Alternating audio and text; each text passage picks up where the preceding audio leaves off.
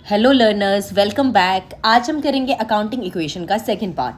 First part में हमने समझा था अकाउंटिंग इक्वेशन क्या होती है, कैसे बनती है, क्या इसके फीचर्स होते हैं और एक सिंपल सी इलस्ट्रेशन भी की थी। आज हम करेंगे अकाउंटिंग का एक फुल फ्लैज क्वेश्चन और साथ में इसके दो और टाइप्स के क्वेश्चन जिस पे एग्जाम में क्वेश्चन बनते हैं। तो चलिए स्टार्ट करते हैं। स्टार्ट करने से पहले याद कर लेते हैं हम कुछ इंपॉर्टेंट चीज़ें जो हमने पिछली क्लास में भी करी थी और आगे भी क्वेश्चंस में यूज़ होंगे। तो पहला है कि अकाउंटिंग इक्वेशन हर ट्रांजैक्शन के बाद इक्वल रहेगी, ठीक है। और दूसरा कि प्रॉफिट और रेवेन्यू जब भी होगा तो कैपिटल में ऐड करेंगे और लॉस और एक्सपेंस को कैपिटल से माइनस करेंगे। तो चलिए स्टार्ट करते हैं। पहला ट्रांजैक्शन है स्टार्टेड बिजनेस विद कैश 50,000।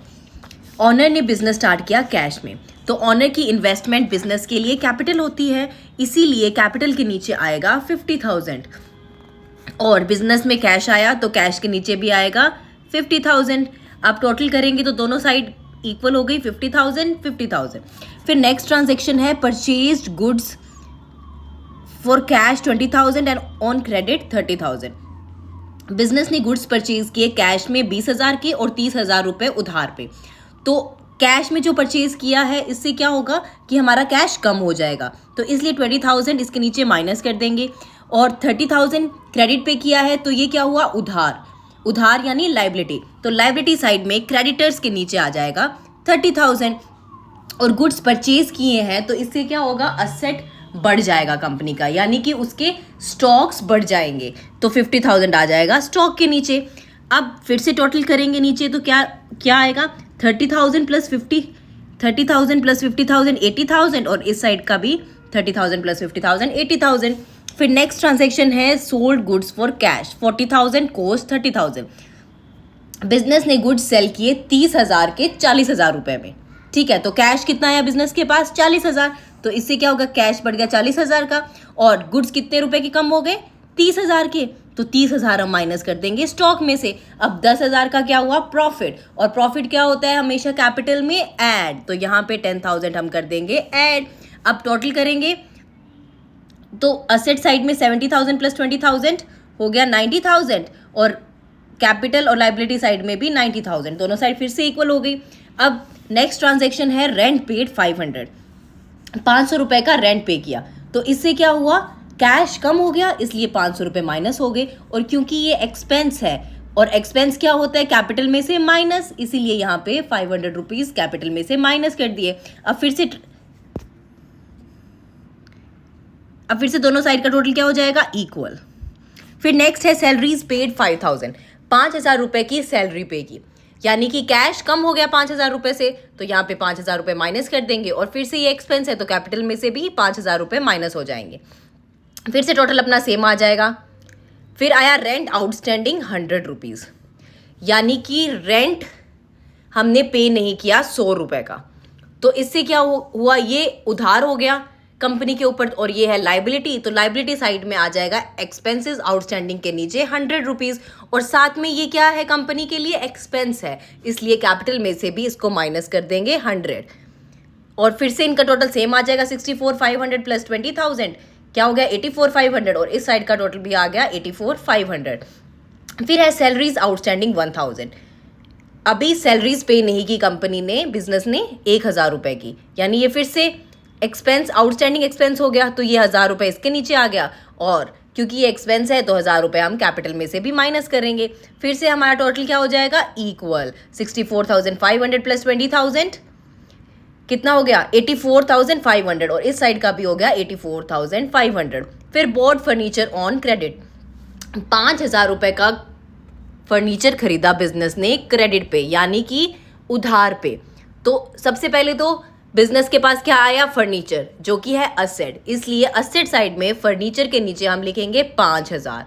और ये किस पे खरीदा है, उधार पे, तो यानी कि ये हो गई लाइबिलिटी, तो लाइबिलिटी साइड में क्रेडिटर्स के नीचे आ जाएंगे 5,000 रुपए। अब फिर से क्या होगा, टोटल सेम हो जाएगा।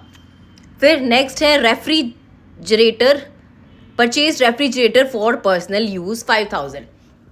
अब ऑनर ने अपने पर्सनल यूज के लिए फ्रिज खरीदा, तो ये क्या हुई, बिजनेस के लिए ड्राइंग्स। अब खरीदा है तो क्या होगा, 5,000 रुपये कम हो गए कैश में से तो, और क्या हुआ, कैपिटल में से भी माइनस होगा क्योंकि ड्राइंग्स कैपिटल से माइनस होती है, तो यहाँ पे 5,000 रुपये हम माइनस कर देंगे कैपिटल में से। फिर नेक्स्ट है cash withdrawn for personal use.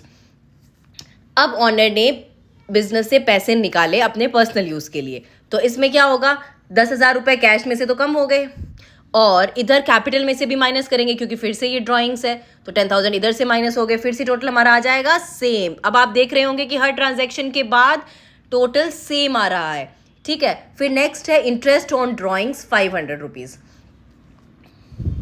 मतलब कि जो ऑनर ने बिजनेस से पैसे विड्रॉ किए उस पर वो इंटरेस्ट देगा, तो ये क्या होगा बिजनेस के लिए, इनकम कैपिटल में ऐड होगा। और क्योंकि ये पैसे ऑनर फ्यूचर में देगा तो इसलिए ऑनर बन गया बिजनेस के लिए डेटर, और इसलिए लिखेंगे असेट साइड में interest on drawings receivable from owner. होना तो ऐसे ही चाहिए था, लेकिन बुक्स ऑफ अकाउंट्स में ऐसा नहीं होता। बुक्स ऑफ अकाउंट्स में इसको हम कैपिटल से ही वापस एडजस्ट कर देते हैं क्योंकि ऑनर से पैसे अलग से रिसीव नहीं होते कभी भी, इसीलिए कैपिटल में से ही इसको वापस हम माइनस कर देंगे, ठीक है। फिर अब वापस टोटल करेंगे तो हमारा टोटल आ जाएगा सेम। फिर नेक्स्ट ट्रांजैक्शन है इंटरेस्ट ऑन कैपिटल 500, यानी कि कैपिटल पे बिजनेस इंटरेस्ट दे रहा है ऑनर को, तो ये क्या है बिजनेस के लिए एक्सपेंस, इसलिए हम माइनस करेंगे कैपिटल में से।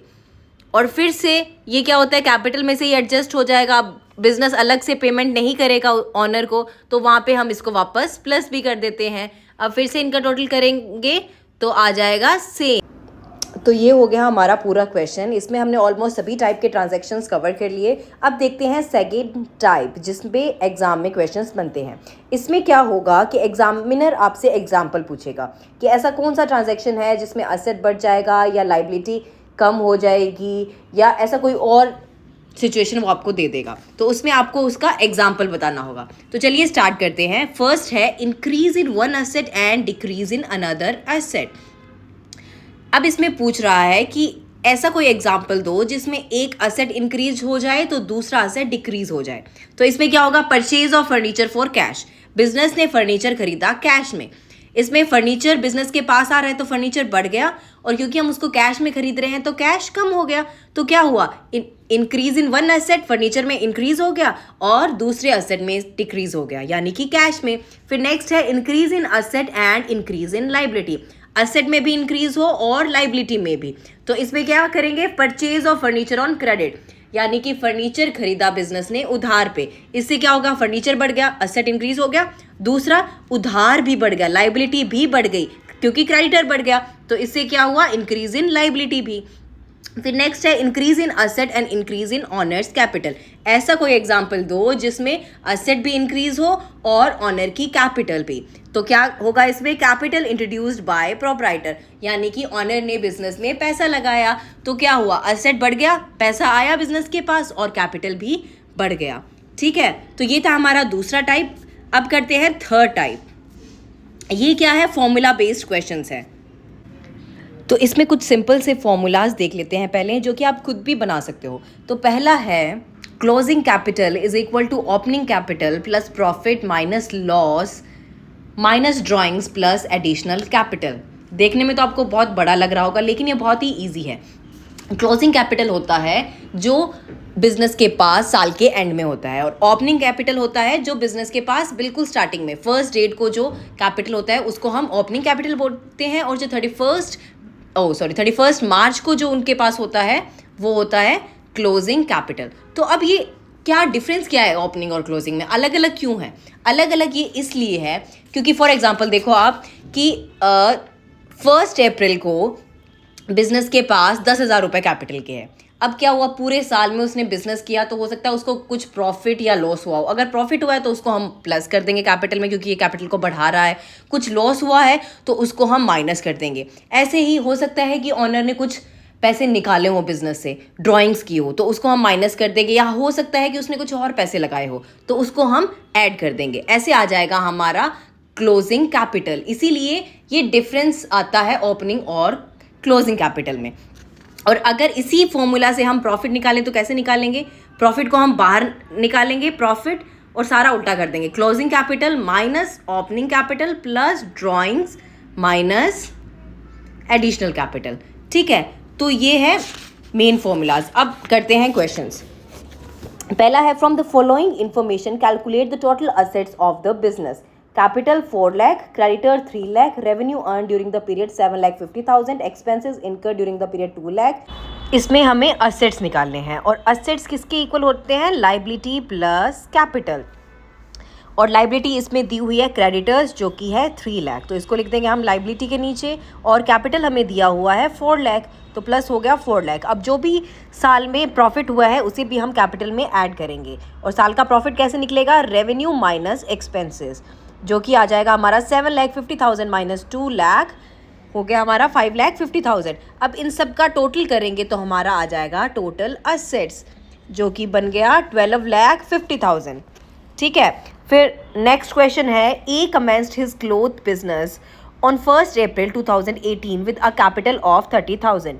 ए ने बिजनेस शुरू किया 30,000 रुपये कैपिटल से, और 31 मार्च 2019 को उसके पास असेट्स है 50,000, लाइबिलिटी है 10,000। अब हमें क्लोजिंग कैपिटल निकालना है और प्रॉफिट निकालना है। तो देखो, ये होती है हमारी accounting equation, assets is equal to capital plus liabilities. अब इसमें से हमें क्या क्या दिया हुआ है? एक तो हमें दिया हुआ है असेट्स 50,000, ये हम लिख देंगे असेट्स के नीचे 50,000। कैपिटल हमें फाइंड आउट करना है और लाइबिलिटीज दी हुई है 10,000, तो यहाँ आ गया 10,000। अब इससे क्या होगा? हमारा कैपिटल का अमाउंट आ जाएगा 50,000 माइनस 10,000, जो कि आ गया 40,000। अब ये क्या हो गया?